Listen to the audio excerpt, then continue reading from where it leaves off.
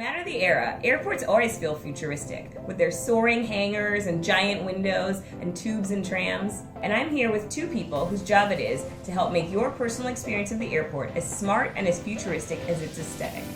I'm Janine Lee St. John, the Editor-in-Chief of Travel and Leisure Southeast Asia. We're partnering with Plaza Premium Group on a new travel series called Come Fly With Us. Mr. Songhoi Si is the founder and CEO of Plaza Premium Group, and I think we all owe him a big thanks.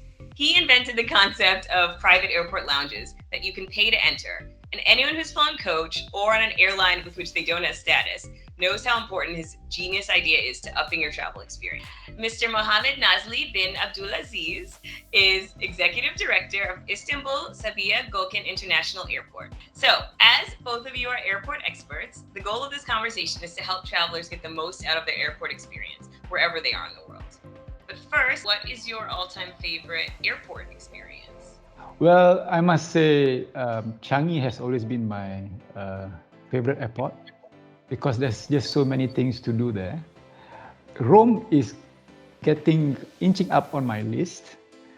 So to me, a good airport experience is a well-designed airport.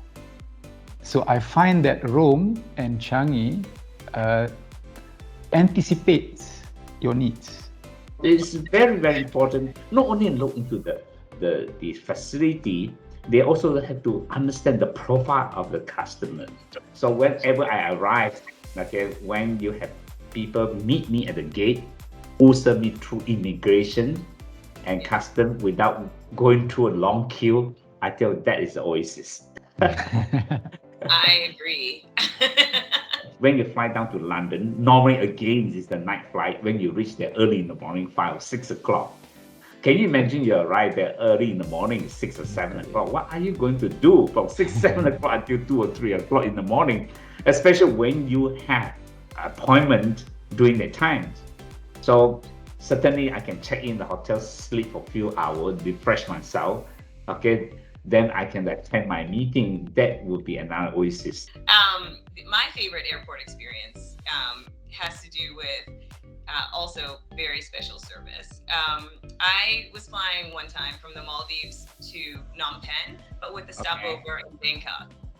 So that would have meant I would have had to go through immigration, get my bag, check back in, go back through immigration, get on the plane, all within, because my flight was delayed, 40 minutes. And I see a man in a suit and I'm like, you seem like you work here. And he turned around, got on his phone, had like a conversation with someone, and then within minutes is gliding me through the back of the airport, through tunnels, and we come out and he's like, here's your gate, get on your plane. We have hand carried your bag from that last plane to this plane. You're welcome and have a good flight. Enjoy Cambodia. See you when you come back to Thailand. And I was like, that's the best thing that's ever happened to me. So maybe we should segue here to talk about interesting changes you guys are seeing in #airport life. You know, the COVID actually has fast-tracked many things. Number one, we are now talking on video conferencing, right? The COVID fast-tracked that. But the other one is pre-planning and having the airport in your phone. I think that's the way of the future. The power is in your hand. You make and curate and manage your journey. We just provide the dots.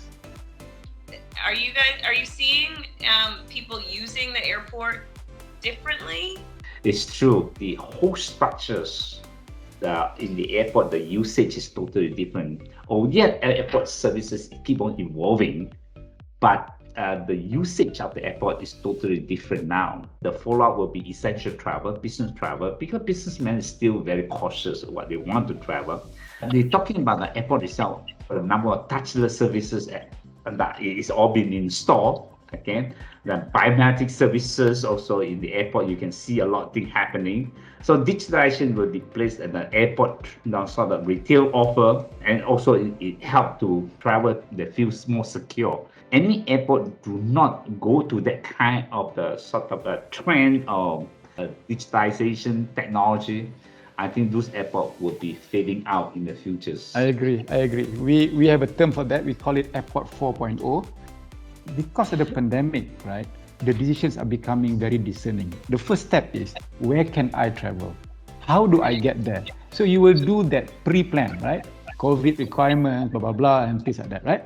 So that's the first one. Second is that, okay, do I have to touch anybody? Is there going to be social distancing? Can I order the food that I like, right? So it becomes a personalized curation. If you are hygiene sensitive, you must make sure that it is there. So we have to be prepared for that. I'll give you an example from curbside to the plane in my airport. Number one, not everybody can go into the airport except if you have a vaccination cert. So you have to go and say, okay, scan my vaccination cert. Then not everybody can go into the airport because you have social distancing. So we have a sensor that tells you, okay, how many percentage of people are in this area and whether it's a red light or a green light for you to go into this area. And we even do that for the toilets. Wow, that's really smart.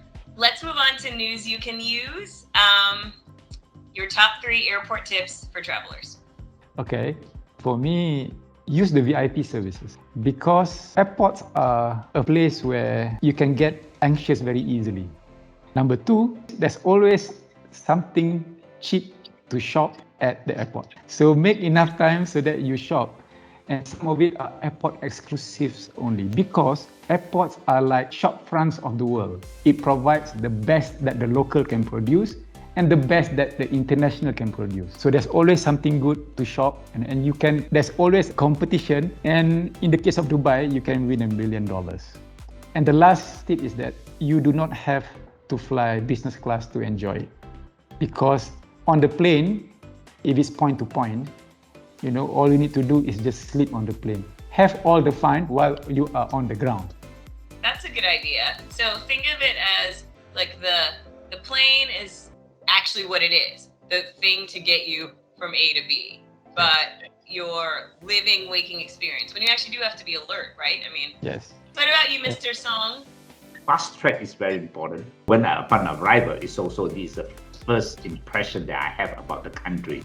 Second thing, when I go to the airport, I think now during the COVID seasons, okay, I will see the airport, do they have some bioeconomic program, make sure that hygiene safety is the top priority for them or not, okay? And the third thing, when I go to airport now, it's okay, but obviously I don't want to be in a crowded place. Okay, I will very, very careful. Although if you can contain the COVID-19, I will find a cocoon place where I can rest before I board the plane. In fact, we sent out about 1,500 sort of survey to our most frequent travelers. We asked them, hey, when the border open, when you resume traveling, what is the best thing that you want? Like when you go to airport, we're surprised. They say lounge. So it looked like my business still a lot of opportunity. We are pleased to hear that. Okay, so what are your personal 3 most important things to bring on a trip? First thing, obviously, I bring my good mask. It's very important. Second thing, I will bring my packaged food. And the third thing, I'm going to bring all the material related to the business. Okay, so what about you, Nazli? So I will say this, multi-currency credit card. Number 2, I'm a runner. Every city I go, I would run the city. So I will bring my good running shoes and my running gear. And also, I do a lot of hiking. So I will be bringing my hiking gear. All the things that you need in the world can be packed into hiking pack. Wow, you are a man of the people. So, finally, Mr. Song, your company mission is to make travel better. Just want to know exactly how you are doing this and what inspires new initiatives and developments. I started this business out from my own bad experience. I was suffering, can't even have a nice facility in the airport. So that's why I started the airport lounge where it open to public regardless what airline you travel, regardless what class of traveling. Then through evolution, understand the customer needs. Then we move into meet and greet services. Then we move to F&B. Now then we move in airport hotel services. Now most recently we enter another area of services, provide solution to the airport. What we are doing actually, we try to create a seamless 360-degree airport hospital service so that the traveler have sort of good experience. They enjoy the comfort, convenience, and also our love and care and the value for the traveler. So what recently we developed one software we call One Brand, One Experience, all the passenger services in the airport into one platform. So the next time when you go to airport, you want all the services, you pick up the phone, you want limousine service, you want concierge service, you want wrapping, you want fast track, you want food, you can order through one platform. Sounds like Plaza Premium on one hand, and then like Malaysian airports with Istanbul airport leading the way as well. So thank you guys so much. It's been great talking with you.